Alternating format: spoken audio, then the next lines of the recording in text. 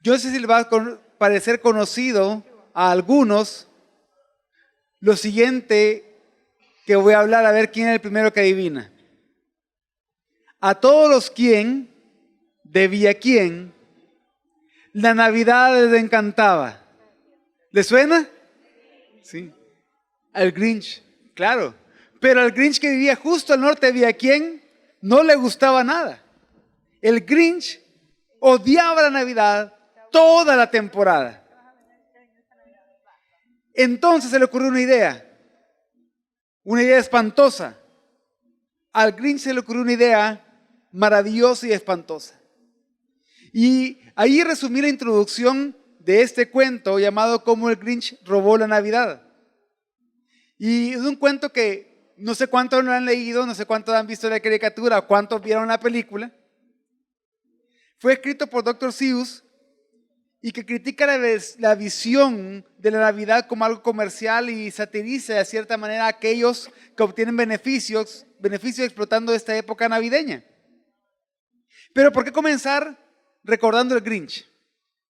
Porque es muy común que fuera de las iglesias cristianas haya personajes que detesten la Navidad, pero también personajes que intenten tergiversarla a como dé lugar. Y es muy común que en estas fechas entonces también se mezcle la Navidad con el materialismo o se ataque con escepticismo. Pero también dentro de las iglesias cristianas hay personajes que buscan robarse la Navidad, ya sea con la religiosidad, con el legalismo o por no saber lo suficiente al respecto. Es por eso que hoy quiero convencerlos de lo siguiente. En medio de la cultura que nos rodea, celebrar la Navidad como cristianos es proclamar al mundo que solo hay un Salvador, Jesucristo, y que solo Él es Señor. Y para esto yo quiero responder 3 preguntas. La primera que quiero responder es cómo la cultura materialista se ha robado la Navidad. La segunda es cómo la cultura escéptica se ha robado la Navidad. Y por último, vamos a responder entonces cómo podemos celebrar la Navidad de una manera contracultura. Y vamos a comenzar respondiendo a la primera. ¿Cómo la cultura materialista y secularista se ha robado la Navidad? Y cuando hablo del materialismo me refiero a lo que aprendieron la semana pasada, a la actitud de la persona que da excesivo valor a las cosas materiales como el dinero, los bienes, las propiedades, etc. Pero este materialismo viene a su vez de una filosofía o está bien ligada con una filosofía llamada secularismo. Y es una filosofía que la vemos mucho en nuestra sociedad occidental. ¿Por qué? Porque la sociedad occidental ha intercambiado en gran medida el desarrollo material por la bancarrota moral y espiritual. Según el materialismo, el hombre carece de valor intrínseco. El hombre no existe a la imagen de Dios. De hecho, no hay Dios a la imagen de quien hemos sido creados y que dé valor a nuestra vida. Entonces, en vez de eso, el valor de un ser humano es determinado por aquello que tiene, por aquello que posee.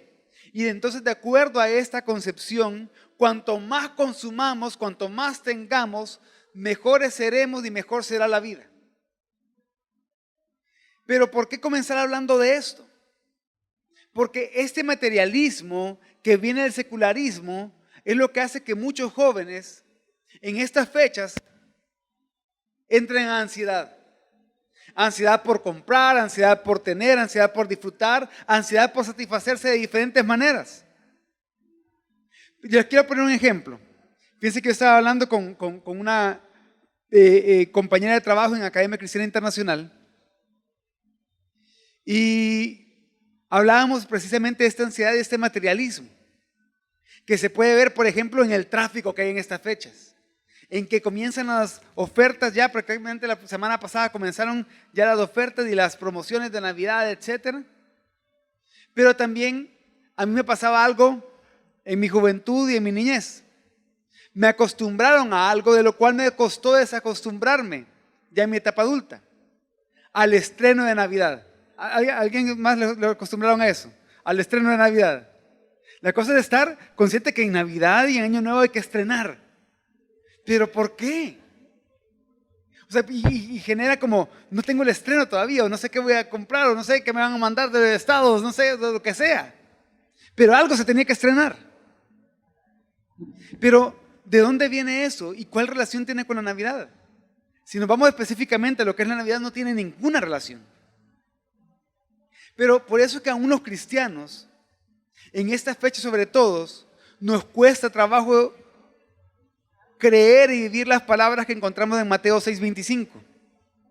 Jesús dijo, por eso les digo, no se preocupen por su vida, qué comerán o beberán, ni por su cuerpo, cómo se vestirán. ¿No tiene la vida más valor que la comida y el cuerpo más que la ropa? Y en ese mismo contexto, en el versículo 32 de Mateo 6, acerca de nuestras necesidades materiales, Jesús dijo, porque los paganos andan tras todas estas cosas. O sea que lo que está diciendo Jesús es que muchas veces no somos tan diferentes que los paganos, que los incrédulos, que los que no creen en Cristo y no ponen su esperanza solo en Él. Porque estamos viviendo con mucha ansiedad por las cosas materiales. E incluso pasa lo siguiente, que en estas fechas algunos caen en contradicción. Porque por un lado en su pensamiento religioso legalista les dice que la Navidad es una celebración pagana. ¿Cuántos han escuchado eso? La Navidad es una celebración pagana. Pero por otro lado, al tener esa manera de pensar, dicen, no, la Navidad es una celebración pagana, fuera el arbolito, fuera decoración, fuera esto, fuera lo otro. Pero en esta fecha se comportan como paganos porque viven con ansiedad de tener, de comprar, de disfrutar, etc. Y entran en cierta contradicción. Y pienso que también el enfoque de algunos otros quizás no sea las compras, pero sí la experiencia que rodea todas estas fechas. El llamado espíritu navideño. Sobre todo, quizás que es un tiempo donde estamos conscientes de disfrutar experiencias con los familiares. Por ejemplo, fíjense que hice una pregunta y 24 personas me respondieron. Que era la pregunta es, en tu opinión, ¿cuál de estas palabras describe mejor la Navidad? Y ustedes van a ver lo siguiente. Si ustedes se dan cuenta, la mayoría, el 66.7% respondió familia. Y no tiene absolutamente nada de malo. Al contrario, es bueno pasar momentos en familia y qué bueno que en esta época del año podamos ser un poco más conscientes de eso. No tiene nada de malo que sea una época donde seamos más conscientes de pasar con la familia, pero sería mejor aún si pasamos con la familia con un propósito definido, como se lo voy a mencionar más adelante, con un propósito claro de por qué pasamos en familia. Pero aun cuando buscamos pasar la Navidad en familia, regularmente el consumismo está muy presente. Tiene que haber buena comida, con postre, bebida, etc. Tiene que haber cierta clase de entretenimiento. Para muchos no puede faltar la decoración y para otros el intercambio de regalos es muy importante. Todo eso hace que aunque queramos o no, y aunque digamos de que sí estamos más enfocados en pasar tiempo en familia, hace que de una u otra manera Navidad sea una época, sea un tiempo de comercio.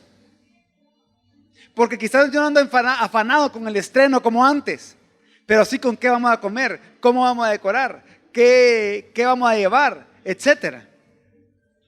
Y si notan nuevamente acá en el gráfico, un 4.2% pensó en Navidad como celebración, otro 4.2% en Navidad como decoración y otro 4.2% como tiempo de evangelismo. Y un 20.8% como un tiempo de reflexión.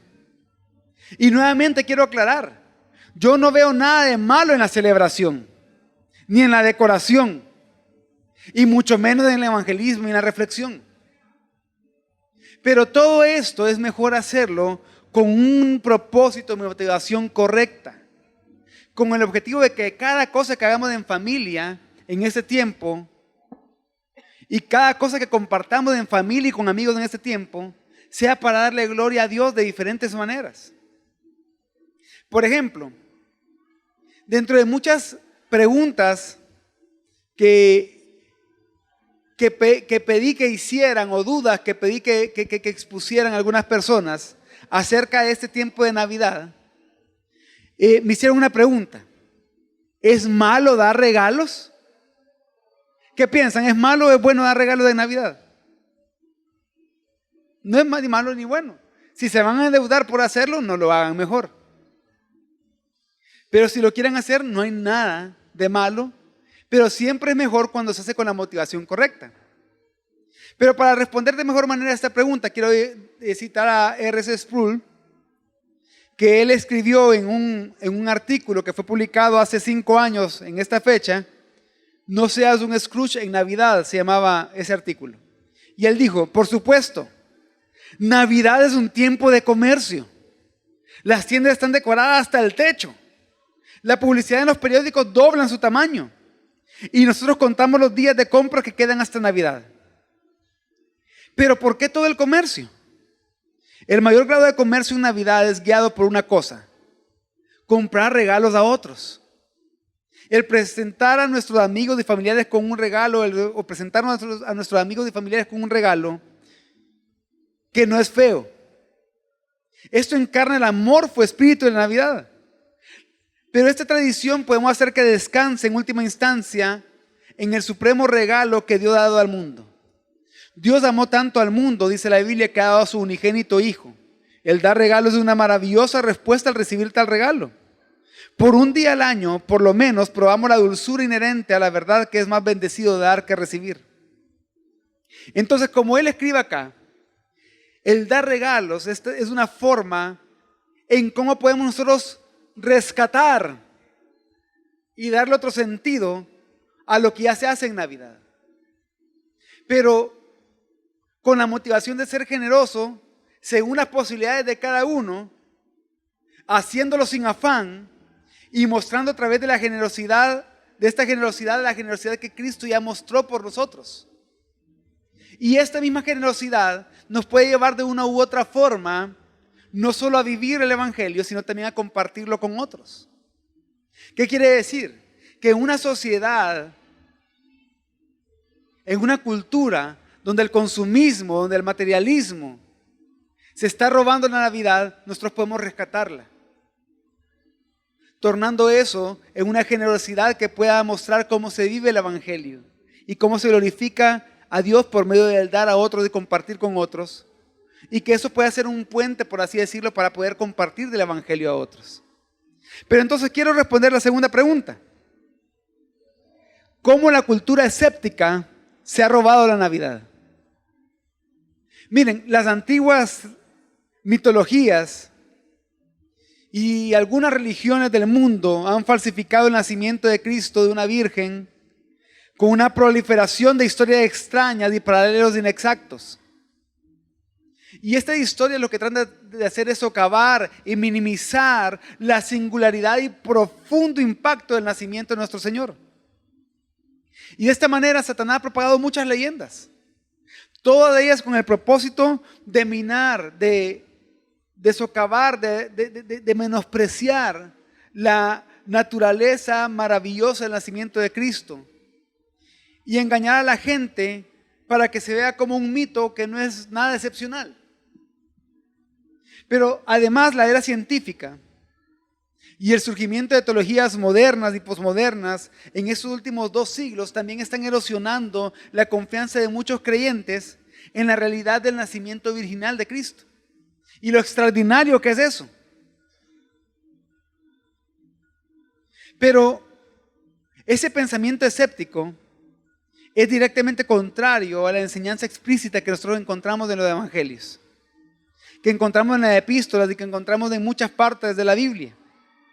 Y también es directamente contrario al testimonio que la primera iglesia, que la iglesia primitiva dio al respecto de que Cristo nació de una virgen. Entonces, esta pregunta de cómo la cultura escéptica se ha robado la Navidad quiero responderla y para mí es importante responderla porque me hicieron varias preguntas relacionadas a esto, las cuales vamos a leer a continuación, algunas de ellas. ¿Es pecado celebrar la Navidad? Todos sabemos que viene una tradición donde celebran al Dios Sol, nosotros claramente no lo hacemos por eso, pero que también está que la practiquemos. ¿O qué celebran los cristianos en la Navidad? ¿No caemos en el paganismo? ¿Es correcta celebrarla como cristianos? ¿Es malo celebrarlo? Esta celebración tiene una raíz pagana, si es así, ¿por qué celebrarla? ¿Por qué los cristianos seguimos celebrando la Navidad en esta fecha si sabemos que esto proviene de una festividad pagana? ¿Por qué la celebramos aún sabiendo que es una tradición pagana? ¿Qué es lo que pasa? De que hace que quizás unos 300 años, 400 años, nadie o pocas personas hacían estas preguntas cuando se celebraba la Navidad porque se celebraba con una conciencia bien distinta. Pero quiero responder a esta pregunta con otras preguntas. ¿Está mal recordar la encarnación? ¿Es pecado dedicar algo de tiempo al año para regocijarse por la encarnación y la venida de Cristo? ¿Podemos predicar la verdad del Evangelio glorioso que Dios se hizo carne y habitó entre nosotros en estas fechas? Y respecto a esto, podemos aplicar a la celebración de la Navidad lo que Pablo escribió a los Corintios respecto al alimento sacrificado a los ídolos. Primero los Corintios 8, 4 al 6 dice: acerca pues de las viandas que se sacrifican a los ídolos, sabemos que un ídolo nada es en el mundo y que no hay más que un Dios. Pues aunque hay algunos que se llamen dioses, sea en el cielo o en la tierra, como hay muchos dioses y muchos señores, para nosotros, sin embargo, solo hay un Dios, el Padre, del cual proceden todas las cosas, y nosotros somos para Él, y un Señor Jesucristo, por medio del cual son todas las cosas, y nosotros somos por medio de Él. ¿Qué quiero decir con esto? El versículo 4 dice: sabemos que un ídolo no es nada en el mundo. Un ídolo no existe. Es nada más que vanidad. Entonces, ¿por qué preocuparse por eso en estas fechas?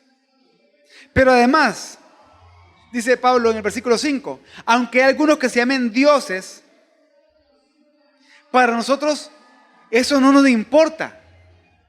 Porque para nosotros sabemos que no lo son, que no existen, sino que sabemos que solo hay un Dios, el Padre, del cual proceden todas las cosas, y nosotros somos para Él y un Señor Jesucristo, por medio de quien son todas las cosas. ¿Qué quiere decir acá? ¿Por qué no vamos a preocupar por eso si los ídolos no existen, no son nada? ¿Y por qué no vamos a preocupar por falsos dioses si no son falsos, si no existen? Mejor preocupémonos y enfoquémonos en que solo hay un Dios y a Él adoremos. Y en estas fechas podemos también hacerlo. Además de esto, miren, yo no he conocido a ningún cristiano, verdadero cristiano, que celebre la Navidad creyendo que está adorando a un ídolo. A nadie verdadero cristiano que he conocido que celebre la Navidad pensando: estoy rindiendo culto a un ídolo. Y respeto a los cristianos que por motivos de conciencia han decidido no celebrar la Navidad. Cada quien es libre de hacerlo o no. Pero muchos cristianos auténticos que sí lo hacemos, celebramos y conmemoramos la encarnación de Cristo. ¿Por qué? Porque es un elemento tan importante en el Evangelio y por lo tanto celebramos que por gracia de Dios Hijo se hizo hombre para habitar entre nosotros y salvarnos. Celebramos en esta época con una conciencia distinta lo que ya está escrito en Filipenses 2 del 5 al 8, que dice: considerad entre vosotros lo que hubo también en Jesús Cristo, el cual existiendo en forma de Dios no quiso por su pasión ser igual a Dios, sino que se despojó a sí mismo, tomando forma de siervo hecho semejante a los hombres, y hallándose en la condición de hombre, se humilló a sí mismo al hacerse obediente hasta la muerte y muerte de cruz. Y es que, jóvenes, la encarnación de Jesús, bien entendida, es algo fundamental para el cristianismo. ¿Por qué? Porque si Dios Hijo no se hubiera hecho hombre, no hubiera encarnado siendo completamente hombre y completamente Dios, no podría haber habido una auténtica obra de redención y reconciliación de las personas con Dios. No hubiera servido de nada su muerte física y su resurrección. Si Jesús no hubiera sido a la vez completamente humano y completamente divino, no habría evangelio. Entonces, conscientes de esto, nosotros podemos darle otro significado o darle el correcto significado a celebrar la Navidad. Esa conciencia que podemos por lo menos tener una vez al año de la encarnación de Cristo, de su venida al mundo. Y de esta manera sí disfrutar, sí compartir en familia, sí poder compartir regalos, sí compartir una cena, pero también compartir la conciencia de lo que celebramos y por qué lo celebramos. Y para continuar respondiendo a esta pregunta acerca del escepticismo, quiero que vean el siguiente video, es un video satírico, pero que contiene mucha información histórica y apologética que es cierta para responder muchas objeciones. Esto lo hizo una página que se llama Sátira Luterana para responder a las objeciones a la Navidad. Well, thanks to all of you for coming out to our service this morning, and I pray that the rest of this Christmas day is wonderful for each and every one of you. Not so fast, preacher man. Behold, it is I, Horus, Egyptian god of the sun, and while you all believe that you've been celebrating the birth of your Lord Jesus, you've really been celebrating the birth of me. For you see, thousands of years before your Jesus came around, I, Horus, was born on December 25th. I, Horus, was born of a virgin. I, Horus, was baptized by a man called Anup the Baptizer, was crucified and was resurrected 3 days later. So you see, your Jesus is nothing more than plagiarized poppycock, and I, Horus, have come to feast upon the sorrow of you foolish Christians. Yeah, none of the stuff you just said is true. Yes, it is. No, there's no reference in Egyptian mythology to Horus being crucified or resurrected 3 days later. There's no documentation anywhere for the existence of a figure named Anup the Baptizer. Horus's mother was not a virgin woman, but the goddess Isis, and there is no specific date anywhere tied to the birth of Horus. I'm pretty sure there is. Actually, no. All of these claims and many others indicating that early Christians yoinked the mythology of Horus and stuck it on top of Jesus were all completely made up by Gerald Massey, a 19th century cuckoo banana-bird self-taught Egyptologist who never provided the slightest shred of evidence for any of these claims and who was laughed out of the room by every serious Egyptologist on the planet. So thank you very much for your attempt to ruin our celebration of Christ's birth, but I'm afraid we're all still having a very Merry Christmas, Horus. Horus? Did I say my name was Horus? No. What I meant to say was, behold, it is I, Mithras, Roman cultic god of the something, and while you all believe that you've been celebrating the birth of Jesus, you've really been celebrating the birth of me. For you see, I, Mithras, was born of a virgin. I, Mithras, had 12 disciples, and I, Mithras, gave those disciples a meal consisting of my body and my blood. Sound familiar, Christian dummies? Actually, Mithras was born from a rock, not of a virgin. He had 2 companions, not 12 disciples, and the Mithraic meal was one he shared with the sun god, where they feasted not on his own flesh, but on the flesh of a bull. But even if those claims were true, Christians were already confessing the virgin birth, recognizing the 12 apostles, and celebrating the Lord's Supper before they ever encountered any Mithraic cults. So I'm afraid that you've taken neither the holly nor the jolly out of our Christmas, Mithras. Oh, you must have misheard me. I'm not Mithras. I'm, Quetzalcoatl, Aztec god of the wind. And while you all think that you've been... No Christian on the face of the planet ever heard of Quetzalcoatl until the 16th century. Well, then I'm Balder, Norse god of the... There were 193 popes before Balder's mythology was actually written down. Then I'm Horus, Egyptian god of the sun. You already did that one. All right, fine. I didn't want to completely humiliate you, but you've left me no choice. I shall now unveil myself to be the ancient deity whose mythology was inarguably stolen by early Christians. Behold, I am the ancient Mesopotamian god of judgment. 6,000 years before your Jesus spoke of returning to condemn the lost and resurrect the faithful, my followers proclaimed that I would return to destroy my enemies and raise the dead. So silence your joyful voices, Christians. Your Lord is nothing but a cheap carbon copy of me, the destructor who goes by many names. I am Volguus Zildroha. I am Lord of the Sibulia. I am Gozer the Gozerian. Gozer the Gozerian is from Ghostbusters. Dang it, why do so many people still know that movie?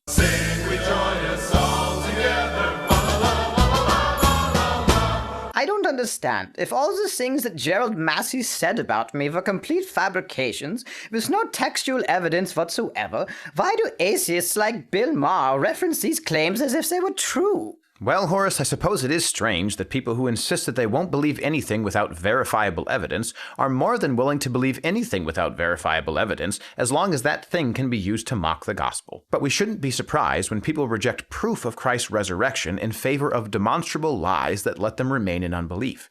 After all, Jesus did say, if they do not hear Moses and the prophets, neither will they be convinced if someone should rise from the dead.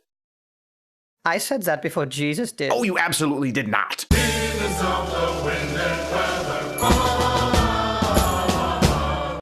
Yo no sé cuántos de ustedes le han preguntado directamente o han visto en redes sociales distintas informaciones. No, es que están celebrando a Mitra, están celebrando tal, están celebrando tal.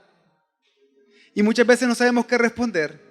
Pues de esta manera satírica ustedes pueden saber más o menos qué responder y documentarse más al respecto para que la cultura escéptica no se siga robando la Navidad.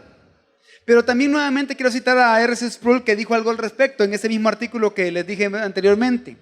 Dice, ¿qué hay acerca del origen histórico de Navidad como un sustituto de un festival pagano? Solo puedo decir, bien, por los primeros cristianos que tuvieron la sabiduría de quitar a Mitra y dirigir el sello de la celebración al nacimiento de Cristo. ¿Quién asocia hoy en día la Navidad con Mitras? Nadie lo llama Mitras más. Entonces, luego de decir esto, él continúa explicando en ese artículo que una de las razones por las cuales celebramos la Navidad es porque no podemos erradicar de nuestra conciencia, nuestra profunda conciencia, de la diferencia entre lo sagrado y lo profano. El hombre, en el sentido genérico, tiene una propensión incurable a marcar el espacio sagrado, dice él, y el tiempo sagrado. Por ejemplo, cuando Dios se le apareció a Moisés en la zarza ardiente, el terreno que antes era común y corriente, de repente se volvió en algo poco común y sagrado. Era tierra santa. Cuando Jacob despertó de su visión de medianoche de la presencia de Dios, ungió con aceite la roca sobre la cual había descansado su cabeza y la convirtió en un espacio sagrado. Y entonces, debido a esto, él después describe en ese mismo artículo: cuando Dios toca la tierra, el lugar es santo. Cuando Dios aparece en la historia, el tiempo es santo. Nunca ha habido jamás un espacio más santo que la ciudad de Belén, donde el Verbo se hizo carne. Nunca hubo jamás un tiempo tan santo que la mañana de Navidad, cuando Emanuel nació. Navidad es un día santo, es el día más santo de los días santos. Y entonces, luego de responder las primeras dos preguntas, quiero responder la tercera pregunta que les dije que iba a responder en esta ocasión. Entonces, ¿cómo nosotros podemos celebrar la Navidad de una manera contracultural? Y como sabemos, en Navidad los cristianos recordamos el nacimiento de Jesús, su encarnación. Pero son muchos los que no caen en cuenta de que celebrar el nacimiento de Jesús de Nazaret es celebrar el nacimiento de una contracultura. Porque en realidad eso es lo que sucedió cuando nació Jesús. Según el relato de aquel nacimiento, cuando Jesús vino al mundo, unos ángeles se le aparecieron a unos pastores y dijeron lo siguiente. Vamos a leer de Lucas 2, de 8 al 14, dice: en la misma región había pastores que estaban en el campo cuidando sus rebaños durante las vigilias de la noche. Y un ángel del Señor se les presentó y la gloria del Señor los rodeó de resplandor y tuvieron gran temor. Mas el ángel les dijo: no temáis, porque aquí os traigo buenas nuevas de gran gozo que serán para todo el pueblo. Porque os ha nacido hoy en la ciudad de David un Salvador, que es Cristo el Señor, y esto os servirá de señal. Hallaréis a un niño envuelto en pañales y acostado en un pesebre. Y de repente apareció con el ángel una multitud de los ejércitos celestiales alabando a Dios y diciendo: gloria a Dios en las alturas y en la tierra paz entre los hombres, en quienes Él se complace. Entonces vemos que en primer lugar el ángel dice tres cosas bien importantes acerca de Jesús dice que nació un Salvador, que es Cristo, el Señor. Y es que cada ser humano anhela de una forma u otra a un Salvador de cualquier tipo. O está buscando salvadores de diferentes cosas. Pero en esta ocasión el estallido de gloria que inundó las llanuras de Belén anunciaron la venida de un Salvador que sí era capaz de salvar. ¿Y de qué nos salvó Jesús? Nos salvó de la ira, del juicio de Dios, de la esclavitud al pecado, de la muerte espiritual, de la muerte eterna. Pero notamos que este Salvador recién nacido también es llamado Cristo el Señor. Pero ¿qué significa que Jesús sea el Cristo? Significa que Jesús es quien dentro del plan de Dios estaba preparado y escogido para venir al mundo y ser el ejecutor de ese plan. Y dentro de eso Él, como el Cristo, vino a rescatarnos dando su vida por nosotros y perdonando nuestros pecados. Y Él tenía que ser el Cristo para poder llegar a ser Señor de todas las cosas según ese mismo plan. Por eso que para los asombrados pastores de Belén, estas palabras estaban muy cargadas de significado. Porque este Salvador es el Cristo, era el Mesías tan esperado por Israel. Cada judío recordaba la promesa de un Dios, de Dios de que un día el Mesías, el ungido del Señor, vendría a liberar a Israel. Y este Mesías también es Señor, que no solo salvaría a su pueblo, sino que también sería el rey, el soberano sobre ellos. O sea que el anuncio no era un oráculo de juicio, sino que era la declaración, la proclamación de un regalo que la humanidad estaba recibiendo. Que el recién nacido nació por causa de nosotros, para nuestro bien, para que le diéramos gloria a Dios, a aquellos en los que Él se complace. Y lo contracultural de esto, que además de lo que ya les dije, de que este Salvador que es Cristo el Señor, no vino como un gran poderoso guerrero, como lo esperaban, sino que en el texto que leímos dice, esta va a ser la señal presentada a ustedes. Van a ver un bebé en un pesebre envuelto en pañales. ¿Qué quiere decir esto? Que de su nacimiento, de su encarnación, desde su venida al mundo, Cristo ha sido completamente contracultural. Porque nos enseña que Él, por medio de la debilidad, por medio de lo menos esperado, por medio de lo más vil y menospreciado, iba a tener una victoria completamente eterna y poderosa. Tanto así que en esta fecha recordamos de eso, recordando del inicio de cómo se comenzó a gestar esa gran victoria, de cómo Dios se encarnó, ese mismo Dios que 33 años más tarde moriría y resucitaría. Entonces, ¿qué puedo decir para concluir? Recordando cómo comencé con la historia del Grinch. Si se recuerdan de la historia o de la película o de la caricatura, el Grinch, luego de pensar que se había robado la Navidad, descubrió que a pesar de haberse robado todos los regalos, todos los adornos de los quién, toda su comida, igualmente la Navidad llegó. Y entonces el Grinch pensó algo que no había pensado antes. Tal vez la Navidad no viene de una tienda. Tal vez la Navidad a lo mejor significa algo más. Y es de lo que tenemos que estar conscientes en esta fecha, jóvenes, que la Navidad sí significa algo más. En esta fecha en la que el mundo debería de celebrar el nacimiento de Jesucristo, pero que no lo hace o lo ha dejado de hacer, nosotros debemos de seguir haciéndolo. Y al hacerlo debemos de cumplir nuestra misión de proclamar, aconsejar y enseñar a Cristo. O sea que en medio de las celebraciones que ustedes hagan con su familia, busque el tiempo para poder hablar de esta verdad, para poder recordar junto con su familia qué realmente se celebra acá. Celebre verdaderamente a Cristo por medio de tomarse un tiempo para compartir el Evangelio y vivirlo. En medio de la celebración con su familia que van a hacer este año, estén conscientes de lo siguiente: que en medio de la cultura que nos rodea, celebrar la Navidad como cristianos es proclamar al mundo que solo hay un Salvador, Jesucristo, y que solo Él es Señor. Vamos a orar.